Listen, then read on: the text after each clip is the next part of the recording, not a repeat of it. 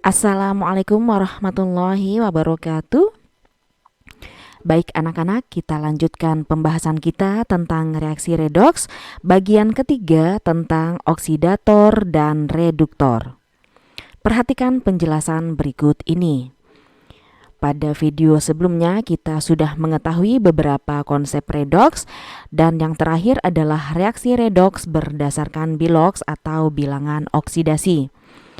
Berdasarkan biloks, reduksi itu adalah reaksi yang mengalami penurunan bilangan oksidasi.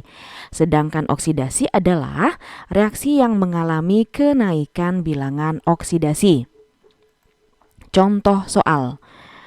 Apakah reaksi di bawah ini termasuk reaksi redoks? Yang pertama, Cu2 positif tambah Fe menghasilkan Fe2 positif tambah Cu. Dan soal kedua, Cl2 tambah Kbr menghasilkan KCl dan Br2. Nah, di sini instruksi soalnya adalah kita disuruh menentukan apakah reaksi yang soal nomor 1 dan 2 ini termasuk redoks atau bukan. Yang pertama kita tuliskan terlebih dahulu persamaan reaksinya. Cu2 positif tambah Fe menghasilkan Fe2 positif dan Cu. Nah, kita masukkan, kita isikan bilangan oksidasi dari masing-masing atom di sini atau ion. Untuk Cu2 positif, ini biloksnya adalah positif 2. Sesuai dengan aturan biloks ke-7 ya. Jadi biloks untuk ion monoatom itu sama dengan muatannya. Di sini muatannya positif 2 berarti biloksnya positif 2. Kemudian untuk Fe itu adalah 0 karena Fe itu adalah unsur bebas. Berdasarkan aturan ke-1, unsur bebas bilangan oksidasinya adalah 0. Kemudian Fe2 positif, biloksnya positif 2. Dan Cu itu biloksnya adalah 0. Jadi langkah pertama kita untuk mengerjakan soal adalah kita harus menentukan terlebih dahulu biloks dari masing-masing atom atau ion. Setelah kita tentukan, kita tarik garis dari atom atau ion yang sama. Di sini Cu, kita tarik ke Cu. Jadi di sini Cu sebelum reaksi itu biloksnya positif 2 menjadi 0. Dari positif 2 menjadi 0 berarti biloksnya turun ya.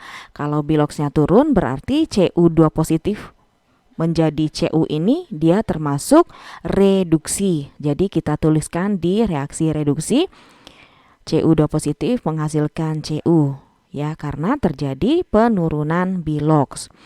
Kemudian untuk Fe dari 0 menjadi positif 2. Bagaimana dengan biloksnya? Biloksnya naik.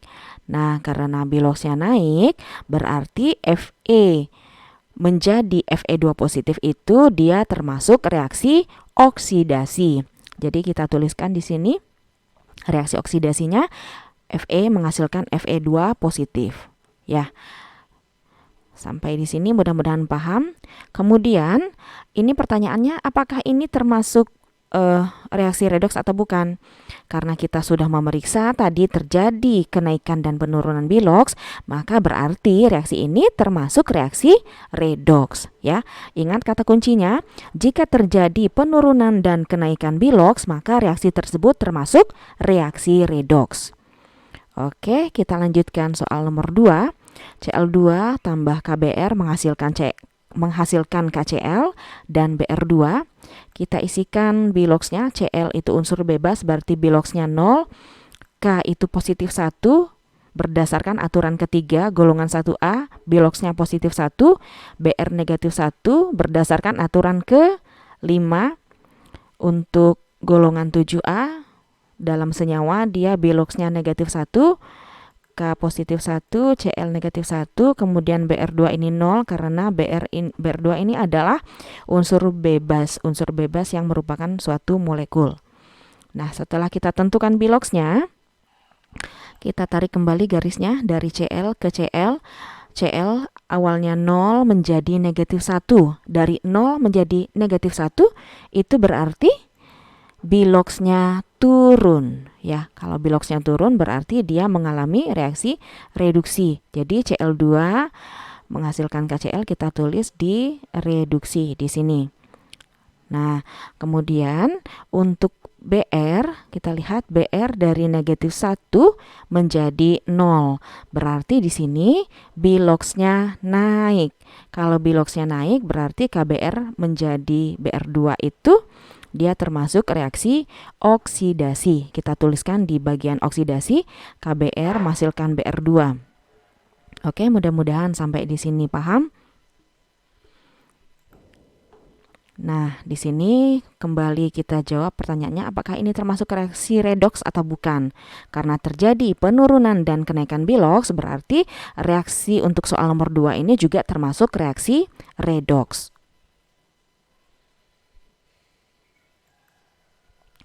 Kita masuk ke materi inti tentang oksidator dan reduktor. Reduktor itu disebut juga dengan pereduksi adalah suatu zat yang mengalami kenaikan bilangan oksidasi atau zat yang mengalami oksidasi dalam suatu reaksi redoks. Sedangkan oksidator sering disebut juga dengan pengoksidasi adalah zat yang mengalami penurunan bilangan oksidasi atau mengalami reduksi dalam suatu reaksi redoks. Contoh, tentukan oksidator, reduktor, hasil oksidasi dan hasil reduksi dari Cl2 tambah KBr menghasilkan KCl dan Br2. Seperti biasa, pertama kali itu kita harus menentukan terlebih dahulu bilangan oksidasi dari masing-masing zat. Cl2 tadi dia unsur bebas berarti 0, kemudian K. Golongan 1A biloxnya positif 1, Br itu golongan 7A, dalam senyawa biloxnya negatif 1, dan seterusnya ya. Jadi langkah pertama kita menentukan bilangan oksidasi masing-masing zat atau atom atau ion di sini.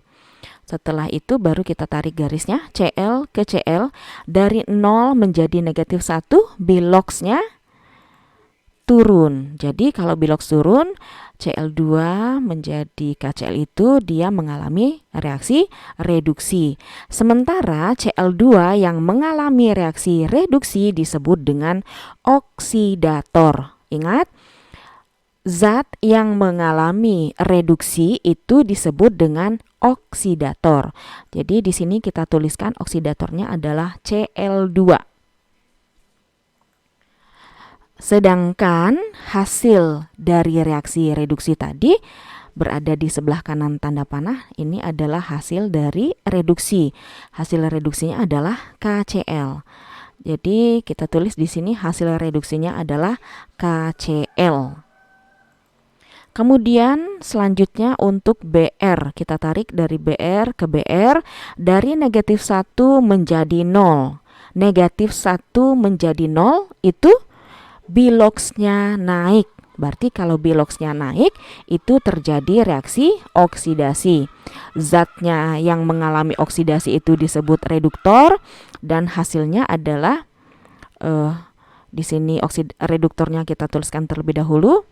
Kemudian hasil dari reaksi reduksi itu, hasil dari reaksi oksidasi itu adalah Br2. Jadi kita tulis di sini hasil oksidasi Br2.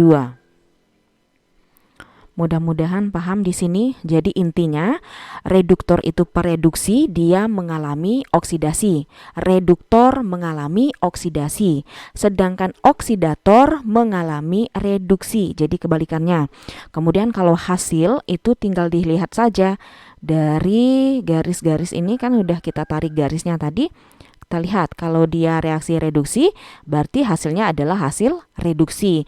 Kalau dia reaksinya oksidasi berarti hasilnya adalah hasil dari oksidasi. Mudah-mudahan sampai di sini kalian paham.